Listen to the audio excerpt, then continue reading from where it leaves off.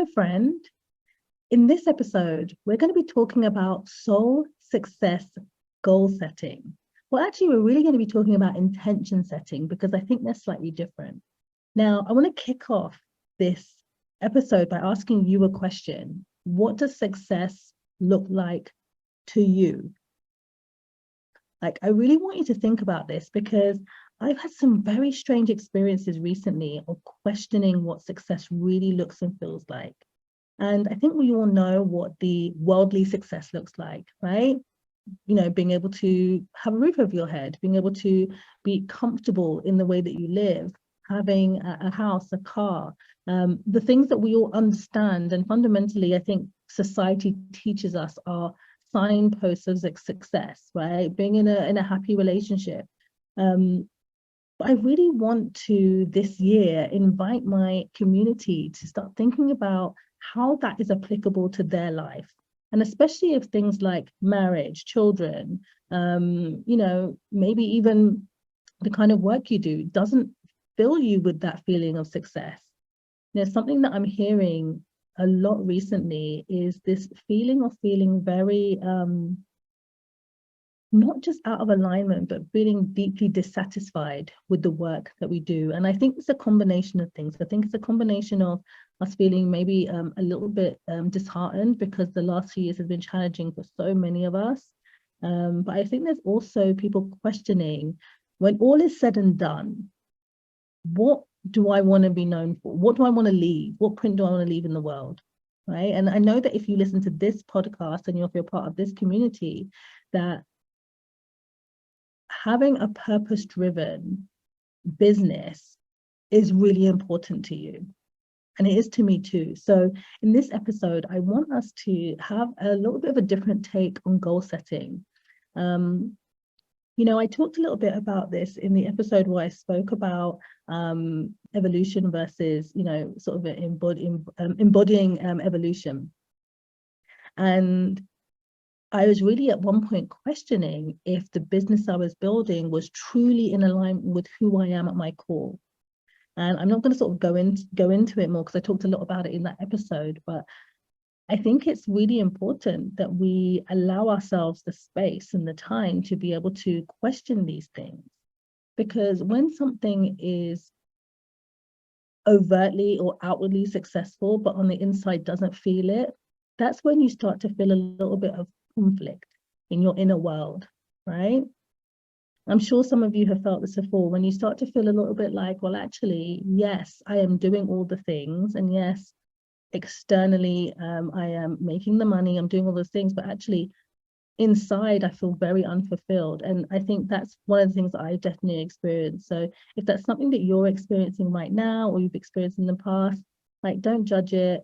You don't have to justify why you're grateful, right? We know we're grateful, right? I have a gratitude practice.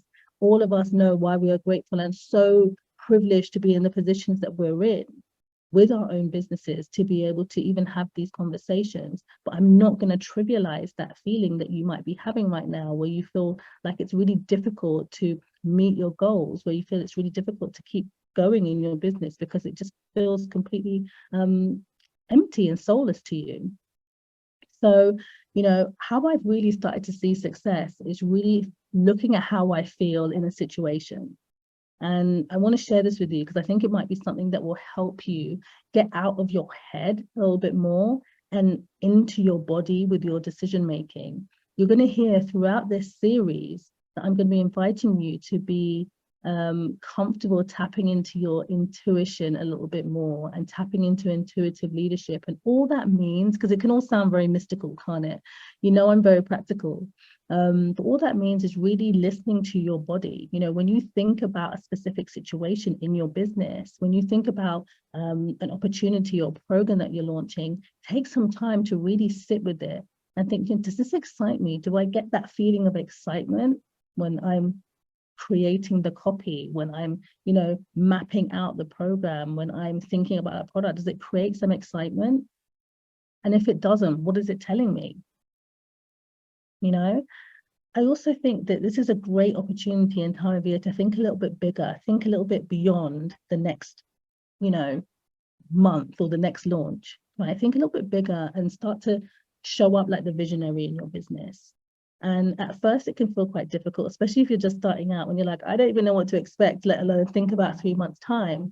But a really powerful practice that I invite you to think about is writing yourself a 90-day letter. Okay, I've had people come to me who just feel completely stuck. Maybe they're in their corporate jobs. Typically, they're in their corporate job still, and they're not sure if they are ready for entrepreneurship or if they just need a shift. And writing that sort of 90-day letter does a couple of things. Because you're writing that letter from the future, right? We're not talking about your 5-year plan, your 10-year plan. That's just a little bit overwhelming, right? That's a lot. When you're already feeling overwhelmed and confused. But this is just you from 90 days from now, telling yourself what has happened. Now, you can do this about your personal life and relationships. You can do this about your health. You can do this about your business. I tend to just do a paragraph on each. But what happens is really magical, because you're setting an intention for how you want to feel in that time, right? You're setting an intention for what's happened. It's almost like your inner guide is telling you how you want to show up in that time. And it can surprise you sometimes when you're writing this letter, the kinds of things that comes out on a pad to paper, right? It's really great because it's an intentional way of daydreaming, right? And allowing yourself to see in that vision. Because if you're not sure and you're struggling to make a decision, writing 2 letters and seeing how they feel, you're going to know which one feels the most aligned. You're just going to know, because you're going to have basically told yourself the steps you took to get there. Another thing that can really help you start thinking about soul success, right, is looking at where your priorities have come from. One of the things that always surprises me in the 90-day letter is the stuff, when I look back the next quarter, the stuff that I didn't even attempt to start. The stuff that got dropped without thought, because it tells you a lot. It tells you a lot about actually what you truly prioritize. And it also helps you with those things where I'm like, okay, that didn't even get a look in. I didn't even remember that I talked about that. That's where I do the self-inquiry. I'm like, okay, where did this goal come from?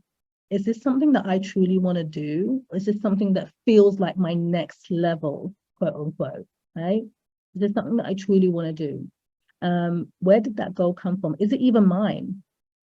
You know, these are the kinds of questions that you can ask yourself around that. And if there's things that drop off simply because of time, because we are all human and we all have the same 24 hours in the day,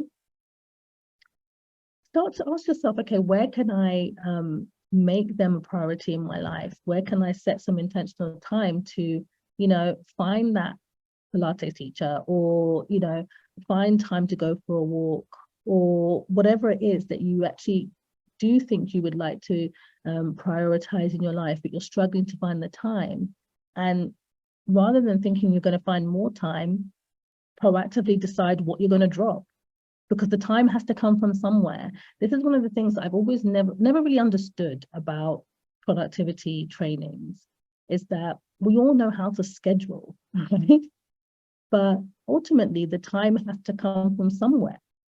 If you're struggling to find time for something now, you have to take it from somewhere. So rather than just setting these endless resolutions, these endless goals that really leave you feeling quite disheartened by the time you hit the 1st of Feb, actually deciding, okay, well, if I'm going to embark on this or make a start on this, what will I drop instead?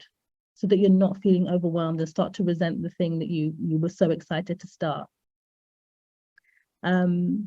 And for those of you who feel like, you know what, I want to think even bigger than this. I want to start thinking about my business as the legacy of my business. This is definitely the stage where I've been at the moment. It's like, okay, if I truly want to lead with legacy, what does that look like in my business? You know, a really poignant question is, you know, looking back at my life, what were my proudest moments? You know, if I was to pick my 3 proudest moments, and again, you can do this in your bigger life, you can do this in your business, but I think just knowing that you know, without having to blast it on social media or tell anyone, but just knowing that it can be such a powerful compass for you as you grow your business, as you set goals. Always being able to return to those proudest moments helps you stay on that path. It becomes something that anchors you into action taking. So this is a bit of a short episode because I don't think it needs to be a long one, but I really wanted to share just some of the techniques that I use to stay really in alignment with my goals and make sure that I'm setting soul success goals as well as the standard worldly goals that we all know and love. So I hope this helps. Please let me know and leave me a comment if you try any of these and see how they feel for you. And as always, I wish you every single success.